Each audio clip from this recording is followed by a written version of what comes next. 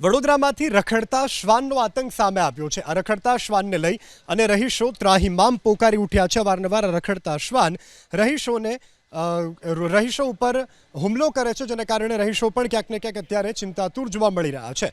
30 જેટલા લોકોને શ્વાને બચકા ભર્યા છે। 6 મહિના પહેલા શ્વાન સોસાયટીમાં આવ્યું।